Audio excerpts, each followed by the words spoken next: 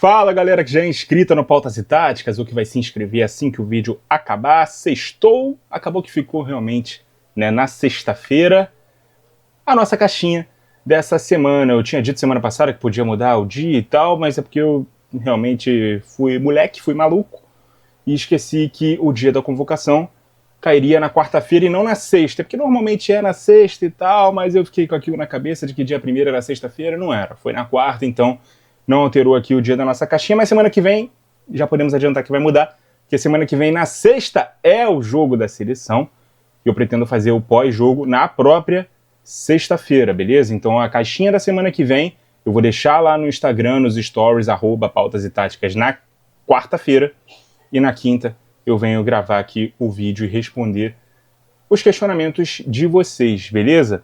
E cara, eu ia falar que sem mais enrolação, vamos logo para responder as perguntas de vocês, mas, cara, eu fiquei surpreso que não teve nenhuma pergunta sobre a alteração do calendário do futebol brasileiro para o ano que vem.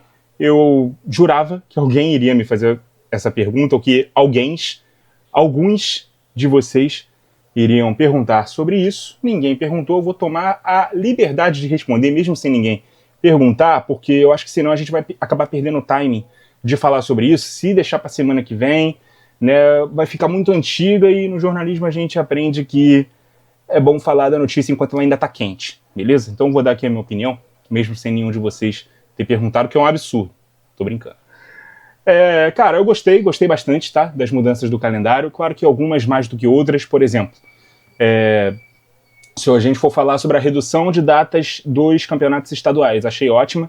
Eu reduziria até mais, ou esticaria mais para os clubes menores e faria os clubes, pelo menos que têm divisão nacional para jogar só ali uma reta final. Eu acho que seria o ideal. Mas o que mais me incomodou, dentre as pouquíssimas coisas que me incomodaram nessas mudanças, foi o estadual acontecer simultaneamente ao Campeonato Brasileiro.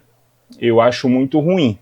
Não sei como vai ser, talvez meio de semana estadual, fim de semana brasileiro, mas eu acho que vai dar ao estadual ainda mais um caráter de uma competição secundária a partir do momento que ela acontece juntamente com a competição que é a prime do campeonato, que é o Brasileirão. Acho que vai ser muito comum a gente ver times reservas sendo usados nos estaduais, mais comum ainda do que é atualmente, e vemos retas finais de campeonatos estaduais serem decididas por muitos clubes que não vão dar a devida importância a ele. E ainda mais agora, né, que os 20 clubes da Série A estão automaticamente classificados para a 5ª fase da Copa do Brasil. Então não vai ter mais aquela classificação via campeonato estadual. Então vamos ter que esperar para ver como é que vai ser isso aí, mas já é um ponto de discordância que eu tive, fazer o estadual acontecer juntamente com o Brasileirão, tá? Agora, a antecipação do Brasileiro para o início da temporada eu acho ok. O aumento de vagas na Copa do Brasil eu acho ótimo. A final da Copa do Brasil em jogo único é uma interrogação aí que a gente tem, porque, cara, já é um grande jogo que já é elitizado, que já tem ingressos caros, mas quando você coloca em jogo único e campo neutro, você meio que só dá a oportunidade de ir a esse jogo, né, e realmente quem tem dinheiro para viajar e tudo mais. Eu sei que como evento, como promoção, como divulgação, como a forma de encerrar a temporada, né, nacional, eu acho excelente, mas o fato de ser em jogo único, eu acho que a gente corre muito risco de a gente ver o estádio que for escolhido, dependendo de quais foram os clubes, não tendo a sua lotação máxima. Beleza? Acho que vai ter muito convidado, vai ter muito torcedor ali da região, né, do estado que for escolhido, né, indo assistir a partida e tudo mais. Mas os torcedores realmente que foram ali, que ficaram toda a campanha do time na Copa do Brasil, muitas vezes ele vai ser deixado de lado ali, né, de fora da festa, para poder jogar. Eu sei que tem uma tentativa ali de tentar equiparar ou fazer algo parecido com o que é feito lá fora, né, nas Copas Nacionais lá fora, e a nossa Copa Nacional eu considero a mais importante, né, de todas as Copas Nacionais que a gente tem aí nos principais países que têm tradicionalmente o futebol como seu primeiro esporte. Mas, cara, a gente não pode ignorar que nosso país tem dimensões continentais. Então, se você coloca, por exemplo, um time do Rio e um time gaúcho para jogar no Centro-Oeste, não é tão simples, tá? Numa final em jogo único. Não é tão simples de fazer essas duas torcidas se deslocarem, fatalmente uma das duas torcidas vai ter mais torcida do que a outra no estádio. Então não foi uma medida que me agradou tanto, mas eu gostei da ampliação de vagas, gostei dos times da Série A entrando depois, né? Gostei até, de certa forma, da criação dessa nova Copa Sul-Sudeste, né, para times que não estiverem nas competições Conmebol, assim como a medida de fazer com que as equipes nordestinas, ou do Norte, ou do Centro-Oeste, ou do Espírito Santo, que jogarem Copa do Nordeste, jogariam Copa do Nordeste e Copa Verde, caso estejam nas competições Conmebol, não precisem jogar as Copas regionais. Quem já me viu falando sobre o calendário aqui, sabe que essa era uma medida que eu sugeria, né, em todas as vezes que eu falei aqui sobre calendário, tá? Desde lá do iniciozinho do canal até a última vez aqui que eu refinei as minhas ideias. E só lembrando, para quem não sabe, né, para quem é novo por aqui, a reforma do calendário do futebol brasileiro, ela foi o tema do meu TCC na formação como jornalista na faculdade. Então eu fiquei muito feliz de ver todas essas mudanças acontecendo, e como eu estou pontuando aqui, algumas eu gostei mais do que outras, mas de um modo geral, cara, eu fiquei muito feliz, e como eu disse no vídeo, né, do dia da convocação, foi a melhor coisa que a CBF fez em toda a sua história, beleza? Cerveja, tá, gente? Eu não bebo destilado. Quem bebe aí, dá uma segurada que a gente tá vendo o que tá acontecendo. Agora sim, vamos para as perguntas que vocês fizeram. Felipe Gabriel. Como o Abel deve fazer sem Evangelista no resto da temporada? Vai ter que dar o jeito dele, mano. Vai ter que colocar ali outros jogadores de meio campo para poder fazer a função. Quem que o Palmeiras tem ali disponível? O Aníbal Moreno, que é o titular, perdeu o Richard Rios. Tem outros jogadores ali, pode recuar o Andreas Pereira, pode recolocar o Rafael Veiga no time, ou pode colocar o Sousa aberto pela esquerda. Eu acho que tem ali algumas alternativas interessantes, né? O Abel, para poder fazer o time continuar funcionando. Talvez não para fazer realmente as mesmas funções do Evangelista, igualzinho, mas conseguindo adaptar ali ao jogador que ele colocar nessa posição ou nas posições que ele eventualmente vai mexer, dá para fazer um time muito competitivo. A gente não fala da força do Palmeiras e da força de elenco do Palmeiras se ele só tivesse ali o seu 11 titular e não tivesse boas peças para tirar do banco. Definitivamente não é o caso, o Palmeiras tem muita qualidade para tirar do banco também, beleza? Eu vi que o Felipe mandou outras perguntas depois, mas eu vou aqui na ordem do que eu recebi, beleza? Já já eu volto nas perguntas do Felipe. João Destro 77. Tem algum jogador que você acha que as pessoas avaliam pelo que poderia ter sido ao invés do que ele realmente foi? Tipo, algum que se lesionou ou não foi tão profissional na carreira? Eu acho que tem vários, cara. Eu acho que a resposta mais comum e simples é falar o Neymar, né? Que existe a brincadeira, né? O Neymar é hipotético, tudo que ele poderia ter sido e tal, e não foi. Mas acho até que ele foi bastante, tá? Ele conseguiu ser muito na carreira. Não foi tudo que a gente projetava, mas ele conseguiu ser muito. Mas, por exemplo, o Adriano, ele meio que tirou o pé, né? Claro, teve toda aquela questão psicológica que ele teve, né, depois que o pai faleceu, mas ele teve um momento até de volta por cima quando ele voltou ao Brasil, e aí outros fatores extracampo não deixaram ele continuar conseguindo manter aquele bom nível, e ele voltou para o Brasil antes dos 30. Ele ainda tinha uma boa idade ali para continuar mantendo aquele nível, mas, né, 2010 já não foi igual a 2009. No meio de 2010 ele foi para Roma, praticamente não jogou. Em 2011 o Adriano já estava acabado, né? Ele voltou pro Brasil, jogou ali pelo Corinthians, fez ali um gol importante. Em 2012 ele já foi dispensado. Se eu não me engano, ele só volta a jogar em 2014 pelo Atlético Paranaense. Também uma passagem bem esquecível dele. Depois ele vai jogar nos Estados Unidos e tudo mais. Mas, cara, o Adriano poderia ter sido muito mais do que ele foi. O Ronaldinho Gaúcho poderia ter sido muito mais do que ele foi. Mas eu acho que ele realmente... a vida boêmia, pós-campo, dá para comparar com o Neymar também, mas o Neymar tem muito mais as questões das lesões também, né? Mas o Ronaldinho, ele meio que ficou de saco cheio de ser um super atleta e tal, dedicado e tal, e deixar tudo que ele gosta pós-campo, né, de lado, e isso a gente viu que ele sofreu, né, algo que atrapalhou a carreira dele no Barcelona, no Milan, no Flamengo, no Atlético, até que finalmente ele decide, né, se aposentar. Ele vai jogar no México, volta, né, para o Brasil para jogar no Fluminense. Nesse pouco período que ele ficou no Fluminense, a vida pós-campo, a vida festeira, boêmia, atrapalhou ele também. Então, cara, são esses exemplos aí que imediatamente me vêm à cabeça, beleza? São grandes jogadores, foram grandes jogadores, mas tiveram um auge muito curto perto do que poderia ter sido. Acho que é dentro disso aí a sua pergunta, né, ô João? Obrigado, cara. Thor Carvalho. Da época em que não se havia registros televisivos, qual jogador clássico você gostaria de ter visto jogar? Pô, eu não sei se da época que não havia registro televisivo, né? Porque eu acho que sempre foi televisionado, né? Acho que desde os anos 50, acho que o futebol sempre foi televisionado, né? Antes disso, eu não considero que o futebol ele tenha tido, né, grandes craques a nível mundial e que eu sinta falta de não ter visto. Eu vou falar mais dessas épocas mais antigas, que embora tenha sido televisionado, obviamente eu não vi, né? Puskás, Di Stéfano, Eusébio, Pelé, Garrincha, Didi, Nilton Santos, né? Pepe, Coutinho, né? Falando aqui dos caras daquele grande Santos, né?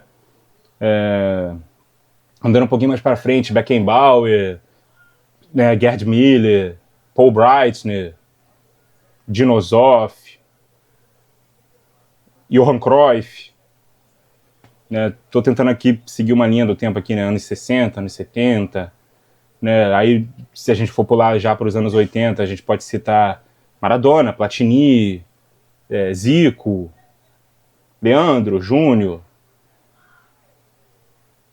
Baresi, Ancelotti, nos anos 90, e aqui já tem uma galerinha que eu já vi, então já não vou citar, não. Tem alguns aqui que eu não vi, mas vários deles aqui que foram muito grandes nos anos 90 eu consegui ver, mesmo que tenha sido na reta final das carreiras deles aqui nos anos 2000, tá? Então, assim, é que é difícil falar do jeito que você perguntou, cara, antes dos registros televisivos. Acho que todos esses caras que você tem aqui têm registros, né? Mas, obviamente, de um período muito, muito mais antigo, né, do que o meu tempo, né? Do tempo que eu pude ver futebol, que eu já estava vivo, que eu já tinha nascido, né, no caso. Então, esses caras é quem eu gostaria de ver. Mais uma, doutor. Melhor finalizador da história. Cara, vai ficar entre o Pelé e o Cristiano, né, mano? Porque fez mais de 1.200 gols extraoficiais. Aqui conta muito gol também de campeonato estadual, de amistoso da seleção, de competição amistosa, que não conta como jogo oficial, né? Rio-São Paulo também não conta como jogo oficial em várias contas, né? E por isso esses gols são excluídos, né, dos números que realmente tem registro, súmula nas principais contas aí, métricas, né? E o outro é o cara que tem mais de 900 gols, quase 1.000 gols aí, oficiais, que é oficialmente o maior artilheiro, né, do futebol mundial. Então vai ficar entre eles dois, cara. Dois caras completos, finalizavam com as duas pernas, né, tinham grande impulsão de cabeça, finalizavam de falta, de pênalti, né, com força, colocado, com o pé errado, com o pé correto, de longa distância, de média distância, enfim. Os caras eram completos, então vai ficar entre eles dois, tá? Os melhores finalizadores da história são Pelé e Cristiano Ronaldo. Eu sei que tem mais uma pergunta aqui do Thor, mas ele também mandou depois, porque ela foi incompleta num primeiro momento. Aí ele veio me perguntar no privado se foi, eu disse a ele que foi só uma parte, depois ele mandou completo, então eu vou seguir aqui. Araújo Juliano 12. Zubeldia foi uma boa escolha pro Fluminense? Cara, eu vou falar o que eu disse para um amigo meu aqui, que é tricolor. A torcida São Paulina, no ano passado, ela era muito dividida. Tinha a ala que defendia muito o Zubeldia e tinha a ala que atacava, porque não gostava dele de jeito nenhum. Neste ano, enquanto ele esteve lá, eu acho que se tornou mais uma unanimidade que ninguém gostava dele. Tá? Deve ter um ou outro aí que ainda defende. Por exemplo, o Luca Bop, da Casa TV, é um cara que ainda gosta dele e que aprovou a escolha do Fluminense, né? E que já vê melhora no Fluminense, inclusive, né, com o Zubeldia. Eu, num primeiro momento, olhei e falei, pô, mano, me parece muito mais um caso de um time brasileiro que não tem a coragem ou a criatividade de explorar o mercado, seja ele sul-americano, europeu, próprio mercado brasileiro, e fazer uma aposta que ninguém fez, sabe? Apostou mais num nome que já viu por aqui, nem foi tão grande coisa assim, mas como já foi testado e tem quem goste, vamos chamar pra cá também, talvez trabalhando no nosso elenco, né, e ele vai conseguir ir bem. E, cara, tem muita gente que trabalha com esse modus operandi aqui no Brasil. O Vasco faz muito isso. O Santos faz muito isso. Né? O Botafogo fez isso quando trouxe o Renato Paiva. E foi errado. E olha que o Botafogo é um time que pensa muito fora da caixinha, né? Por exemplo, trouxe agora o David Ancelotti, que nunca tinha sido técnico. Antes disso, trouxe o Luiz Castro, que acho que nenhum brasileiro conhecia. Né? Foi ousado de trazer o Bruno Lage, né? Depois de um bom trabalho no Benfica, um trabalho não tão bom assim no Wolverhampton. Trouxe pra cá, o cara chegou cheio de pompa e não rendeu. Enfim, eu não gosto muito, tá? Desse tipo de contratação. Mas pode ser que dê frutos aí no Fluminense. Se ele ficar pro ano que vem, assim como o Mano Menezes, eu tendo a achar que é o cara que vai começar o ano, mas eu tenho certeza que não termina. Beleza? A minha impressão é essa. Mais uma do Juliano. O que você acha da declaração do Valverde, que não gosta de jogar de lateral? Cara, eu acho que ela vai muito na contramão do que a gente normalmente vê, né?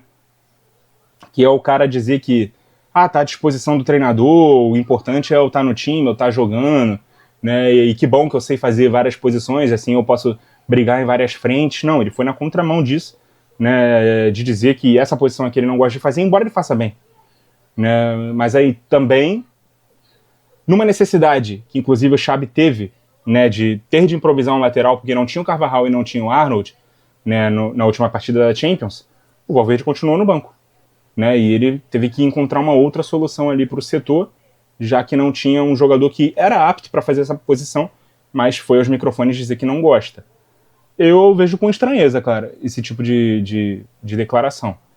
Eu acho que é muito mais olha, minha posição preferida é meio-campista. O Kimmich também meteu dessa. Que ele prefere jogar como volante do que como lateral. Mas se precisar jogar de lateral, ele joga. Se precisar jogar de zagueiro, ele joga. Né? E o Valverde, se precisar jogar mais aberto, ele joga. Se precisar jogar de volante, ele joga.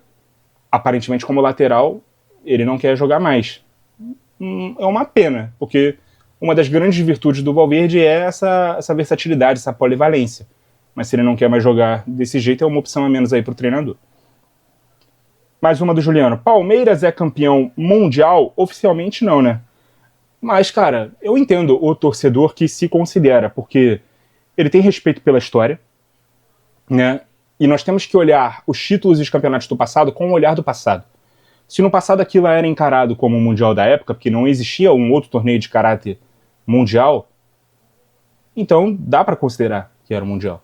Só que a gente, cara, essa é uma declaração que, inclusive, o Casimiro, uma vez eu vi num vídeo ele falando. Casimiro Miguel, tá? Não é o jogador Casimiro, não. É o Casé. Que a gente não conhece a nossa história e a gente precisa de uma chancela, de um carimbo, que é pra gente ganhar uma discussão de bar. Pra gente não importa o troféu tá na galeria. E o nome do troféu tá lá, Copa Rio 51. Como o Fluminense tem a Copa Rio 52. Não, ele precisa que alguém valide aquilo ou equipare aquilo a um outro título que existe hoje para aquilo ali passar a ter valor agora. Passar a ser valorizado, que é pra gente ganhar uma discussão de bar. Só o troféu e saber que teu time foi campeão de um torneio que aconteceu, não basta. Alguém tem que estar dizendo que aquilo ali vale mais do que a informação Copa Rio 51 te passa. Ele tem que ser igual uma Copa Intercontinental, uma Copa do Mundo de Clubes, um Mundial de Clubes, seja o nome que for. Ele tem que ter a chancela da FIFA que aquilo ali vale como Mundial. E eu acho uma besteira, cara, uma bobagem. Então, assim, oficialmente, por não ter essa chancela, não é campeão mundial. Mas ele ganhou aquele torneio. Então, palmeirense, tricolor, carioca também, vocês ganharam a Copa Rio. Não é suficiente para vocês? Vocês ganharam esse torneio que tinha caráter internacional. Se tem a chancela ou não, pouco importa, ou pouco deveria importar. Beleza? Vocês fiquem contentes aí com o título que seu time conquistou. Teve um campeonato de caráter internacional contra times internacionais e os campeões foram o time de vocês. Ponto. Não tá ótimo? Por que tem que alguém dizer que aquilo ali vale mais do que... eu acho uma palhaçada.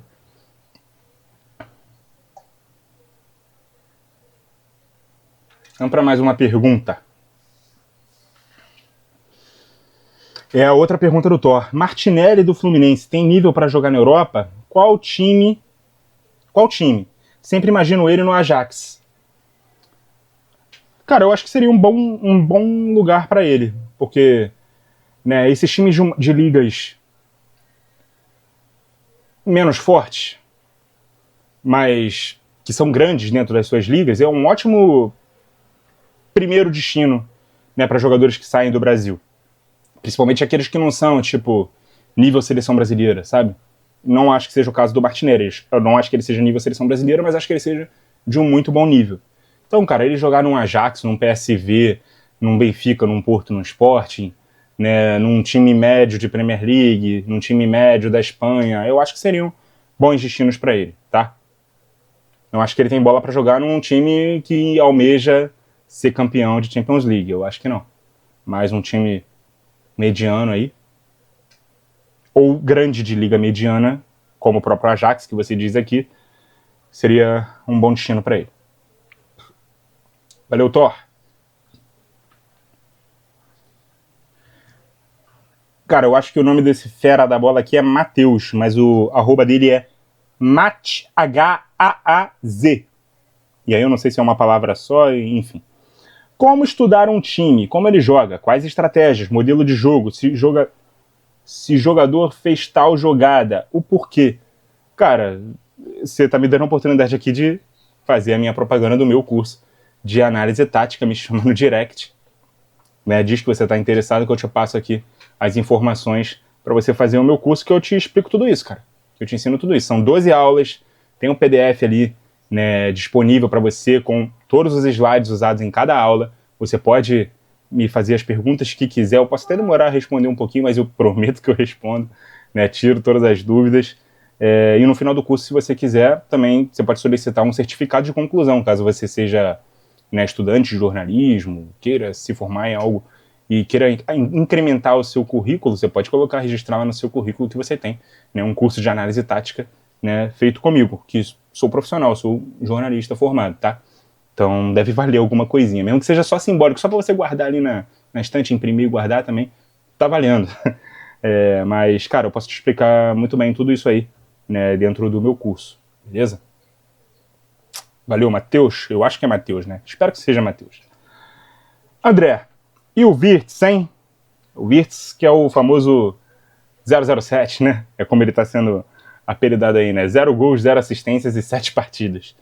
Cara, eu acho normal, né, que ele esteja demorando a se adaptar num time que se reconstruiu, que contratou muita gente, perdeu vários jogadores da temporada passada para esse ano. Ele que jogava com protagonismo, né, num Bayer Leverkusen, que jogava de uma forma única e totalmente diferente de como o Liverpool joga, onde ele era o principal jogador e no Liverpool ele não está sendo esse principal jogador. Então eu acho normal que haja essa demora de adaptação, mas eu acredito que ele vai se adaptar e vai conseguir subir de nível em breve, beleza? Acho muito cruel essas piadinhas aí do 007. Mais uma do André. E o Barcelona contra o Paris, hein? Cara, eu confesso que eu esperava um jogo mais controlado pelo Barcelona. Para mim o Barcelona era favorito, especialmente pelos desfalques, né, que o PSG tinha no jogo. Não jogou mal o Barcelona, mas deixou a desejar, especialmente no segundo tempo. E que superação do PSG, cara, para superar todos aqueles desfalques que estava tendo, principalmente do meio para frente, né? E tinha desfalques também importantes ali na zaga, como o Marquinhos, né? Mas conseguiu não só fazer um jogo de igual para igual, como muitas vezes também superior a um grande adversário fora de casa, como o próprio Barcelona. Terceiro aqui do André. Se você pudesse viajar no tempo e ver 3 partidas de futebol que não pôde ver, quais escolheria? A final da Copa de 74, Alemanha e Holanda. A final da Copa de 70, né, Brasil e Itália. E a final do Brasileirão de 95, Botafogo e Santos. Sem pestanejar esses 3 jogos. Obrigado, André. Agora sim chegamos aqui. Não, na verdade não, né? Porque perguntas repetidas, Felipe. Bom, voltando, estava dizendo aí pro Felipe, né, que como ele mandou pergunta repetida, ele pode me chamar no privado, né, que eu respondo para ele essas perguntas, que pra gente não ficar né, repetitivo, né? A gente tem aqui uma playlist inteira, né, com todas as respostas da caixinha, e o Felipe é um cara que participa sempre aqui, né? Então ele já viu eu respondendo essas perguntas, se ele não lembra, eu posso mandar a resposta para ele no privado depois. Topzera 1910. Olhando a conquista da Argentina na Copa passada, qual espírito a amarelinha deve ter nessa Copa? Cara, eu acho que a inspiração não deve ser o que fez a Argentina, não. Porque o contexto de elenco é muito diferente, cara.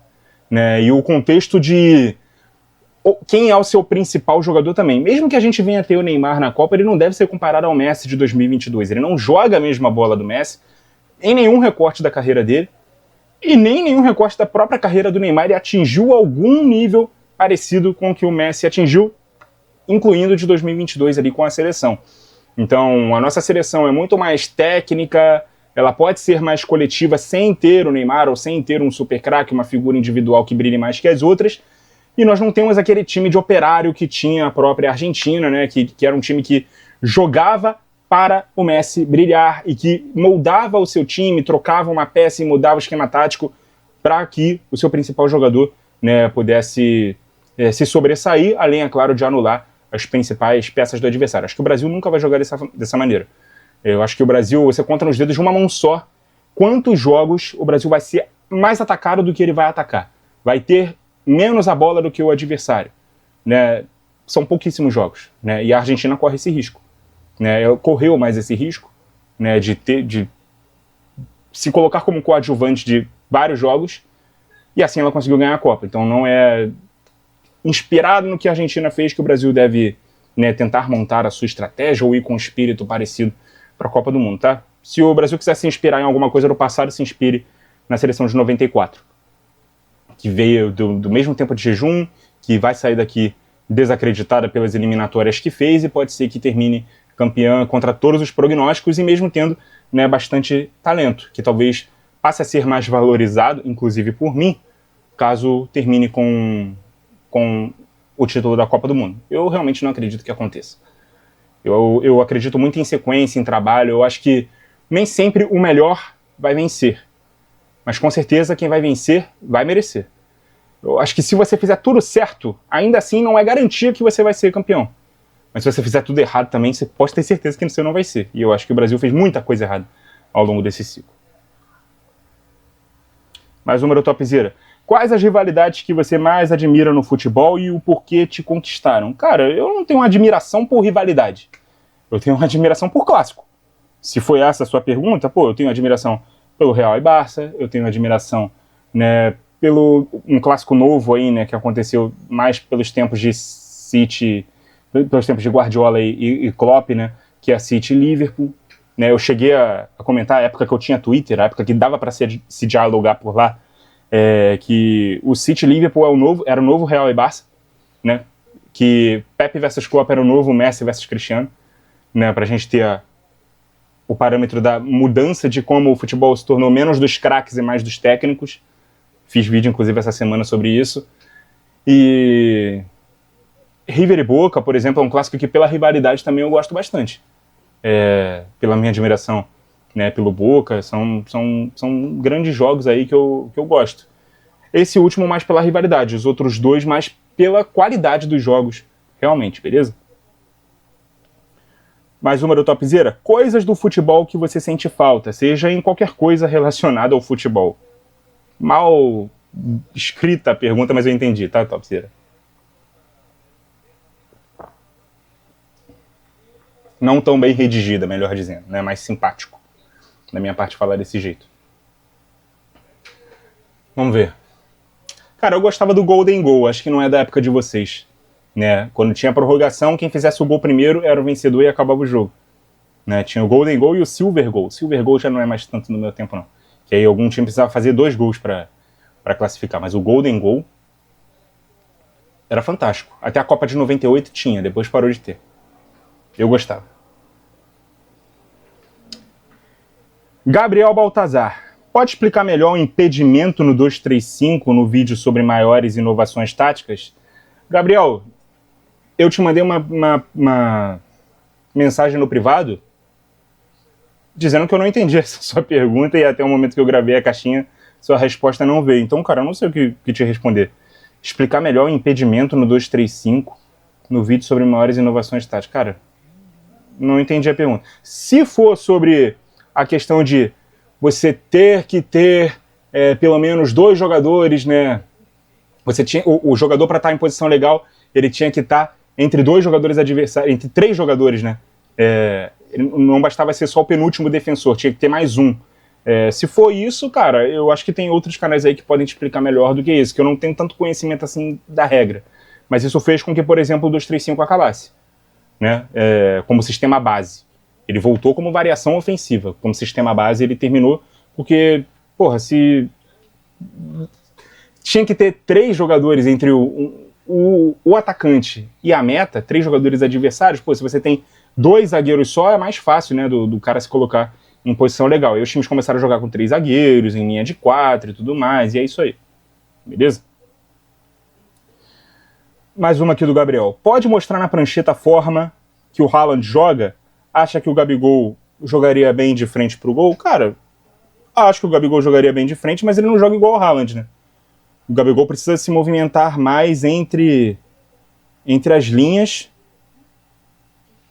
e nos meios espaços. E o Haaland é um cara que joga mais atacando a última linha do adversário. Estou preparando aqui a prancheta para poder mostrar aqui como o Haaland funciona melhor.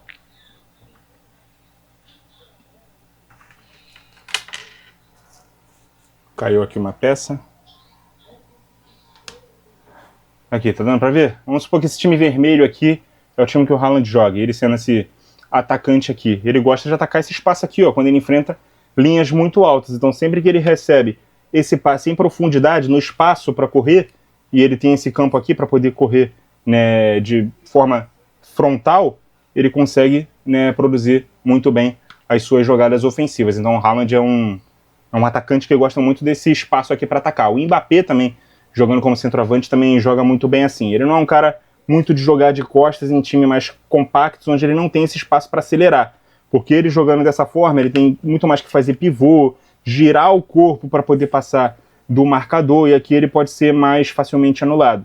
Ele joga melhor realmente contra linhas altas e explorando esses espaços nas costas da última linha, beleza? Assim que o Haaland joga. Não tem nada a ver com como o Gabigol joga. O Gabigol é um segundo atacante que funciona muito melhor. Vamos supor que esse aqui seja o Gabigol. Aqui você tem o centroavante e o Gabigol funciona muito melhor assim, ó. Dando opção de passe no lado em que a jogada se constrói, ou até ficando do lado oposto, desde que o centroavante chame aqui a atenção dos zagueiros, para que ele possa receber esse passe na virada. O Gabigol é um segundo atacante, não é um centroavante. E não jogaria da mesma forma que o Haaland. A terceira aqui do Gabriel. Por que você falou no vídeo do 4-3-1-2 que o segundo atacante e o ponta de lança quase se fundirem foi um problema? Não é que tenha sido um problema, mas ele é um motivo para que o 4-3-1-2 deixe de existir. Porque se você tem 3 volantes, um 10, que é o ponta de lança, um 9 e um segundo atacante, você tem 2 jogadores diferentes fazendo essas 2 funções, né? Do ponta de lança e do segundo atacante. Inclusive, sem bola, os 3 aqui ficam sem marcar. Agora, a partir do momento que o 4-2-3-1 se tornou um sistema base, você tem um ponta de lança com bola, um segundo atacante sem ela e um jogador a mais marcando, né? Esses 2 ficam preservados, 8 marcam atrás da linha da bola. Então, se você tem um jogador que pode fazer 2 papéis em 2 sistemas táticos diferentes, em 2 variações, porque você vai usar 2 jogadores diferentes, em papéis diferentes, tendo os 3 aqui, né? Os 2 mais o 9, não participando do momento defensivo. Então, essa fusão fez com que o losango deixasse de ser tão utilizado. Claro que vai haver uma exceção ou outra, né, gente? Mas aí depende muito dos jogadores específicos que vão fazer, né, os papéis. Por exemplo, quando o Ancelotti usou o losango lá no Real Madrid com o Bellingham, sendo esse 10, o Bellingham era um segundo volante. Então ele abria os volantes vértices laterais e recuava o Bellingham para o lado ali do primeiro volante, conseguia fazer o 4-3-1-2 que atacava, defender em 4-4-2. A Juventus do Alegre, quando tinha o Vidal ali fazendo essa função, né, mais ofensiva. Tinha o Marquísio abrindo pela direita, o Pogba abrindo pela esquerda, o Vidal recuando junto com o Pirlo, se reformava uma segunda linha de 4. Mas aí é muito específico. você não tinha a figura do camisa 10 clássico, você tinha um volante jogando nessa ponta de lança. E aí não é a mesma coisa do que ter um 4-3-1-2, né, na sua essência, como os times argentinos cansaram de usar, como o Vanderlei Luxemburgo, né, tem predileção, como a gente viu esse sistema ser amplamente difundido, principalmente nos anos 2000, né? O Milan do Ancelotti, que tinha Pirlo, Gattuso, Seedorf, Kaká. Antes do Kaká tinha o Rui Costa jogando nessa posição de 10 também. Em algum período chegou a ter os dois juntos, mas já na árvore de Natal, né? O 4-3-2-1. Então, é muito difícil, cara, hoje você marcar com 7 atrás da linha da bola. Então, por isso que essa fusão fez com que marcar com 7 fosse tanto inviável quanto desnecessário. É melhor você marcar com 8, tendo um jogador fazendo os dois papéis ao mesmo tempo, beleza? E a última aqui, antes de eu atualizar e ver se chegou mais alguma, João Augusto Faco?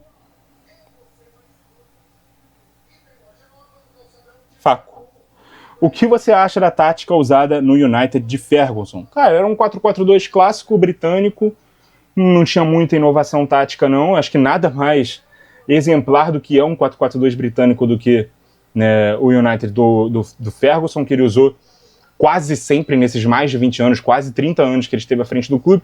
A exceção foi quando ele usou aquele 4-3-3 com Cristiano, Tevez e Rooney, né, se movendo, né, sem posição fixa ali na frente, e quem estivesse mais perto ali do lado direito voltava sem bola, porque o Giggs estava no meio campo, ele abria para voltar a ser o winger que ele sempre foi, né, sem bola, os outros dois meio-campistas alinhavam, e aí você tinha variação para o 4-4-2 sem bola, mas com bola, né, Cristiano, Tevez e Rooney, né, se movendo ali e ninguém guardando posição. O que normalmente seria o Cristiano, né, mas o Ferguson percebeu que ele rendia melhor partindo da esquerda para dentro, às vezes até, né, como esse atacante mais avançado, então dava para ele uma liberdade de flutuação muito grande. O Rooney e o Tevez eram 2 segundos atacantes, tinham mais disciplina para poder fazer o lado direito, então quase sempre um dos dois é quem ficava por ali voltando, como um falso winger ou como um ponta direita de segunda linha, enfim, um meia aberto, basicamente, mas eram 2 segundos atacantes. Então, eu não acho que tenha sido nada muito inovador, não, tá? Mas muito eficiente, muito bem aplicado para o que ele se propunha a fazer. Deixa eu atualizar aqui para ver se tem mais. Apareceu mais 3 aqui, do Lucas Emanuel Oliveira. Você é um entusiasta pela formação da Liga Brasileira? Cara, eu sou, mas eu, ao mesmo tempo, acho que não vai acontecer nunca. Porque eu acho que os clubes não têm maturidade, fica cada um pensando no seu umbigo, né? Nas 2 ligas que se formaram para negociar direitos de transmissão, eles já não se entendem dentro da própria liga, fica um querendo passar a perna no outro, um querendo morder a maior fatia do bolo, né? Um quer levar vantagem sobre o outro, então acho que não tem nenhuma maturidade para discutir mais do que só dinheiro. Não tem maturidade nem para discutir só o dinheiro, que é a página 1, né, da liga, dos motivos de se ter uma liga, e eles já entram em desentendimento nessa página 1, eles não conseguem passar nem da página 1, então acho que essa liga nunca vai sair do papel, infelizmente. Mais uma do Lucas, melhor time sul-americano que você já viu? Eu acho que o Boca de... Aquele Boca ali que ganhou 3 Libertadores em 4 anos, provavelmente foi esse, cara. Assim, entre os não brasileiros, acho que foi esse. Ali, que num primeiro momento teve o Riquelme, né, que foi o momento que ele me encantou mais. No segundo momento teve o Tevez, né, surgindo antes dele ir pro Corinthians, inclusive. E a terceira aqui, Coutinho pode ser útil para o Brasil na Copa? Cara, tenho 2 respostas para essa pergunta. O tal do o si que não joga, se fosse o Neymar jogando a bola que o Coutinho está jogando, ele estaria convocado. Né, claro, se não tivesse machucado também, né? Estaria convocado. Para o Coutinho jogar só isso aqui que ele está jogando, que é muito bom, mas de um mês para cá que ele está jogando isso, não é este ano que ele está jogando isso, é de um mês para cá, porque na data FIFA de setembro ninguém falava em Coutinho na seleção, na de outubro já começaram a falar. Provavelmente do jogo contra o Santos, a goleada contra o Santos para cá, começamos a ver um Coutinho mais parecido com a expectativa que a gente tinha dentro do que ele poderia produzir aqui no Brasil, mas também não está sobrando, tá? Se fosse o jogador do nível que ele foi no auge, ele estaria sobrando. Ele não tá sobrando, ele tá jogando bem. Tá jogando bem. Eu acho que pro Coutinho, sendo o Coutinho, com a idade que tem o Coutinho, não é suficiente para ele retornar ainda. Então, assim, na posição dele, tá em falta esse jogador. Até a Copa do Mundo, se ele conseguir manter esse nível aqui, ou subir um pouquinho, e eu acho que ele se convoca para a Copa. Mas eu acho que atualmente o Ancelotti não tem ali naquela planilha de 80 jogadores, acho que o nome do Coutinho não tá. Eu acho. Não sei. Provavelmente não. Até porque tem outros caras aí da posição dele que estão jogando mais bola há mais tempo. Matheus Pereira, Alan Patrick, né? Cara, é porque ele agora virou reserva e parou de jogar tão bem assim, mas, pô, o Ganso de 2023 estava jogando mais bola do que o Coutinho de setembro, outubro de 2025. Então, ainda não me convence, tá? Para a seleção brasileira. Vou atualizar de novo para ver se chega mais perguntas.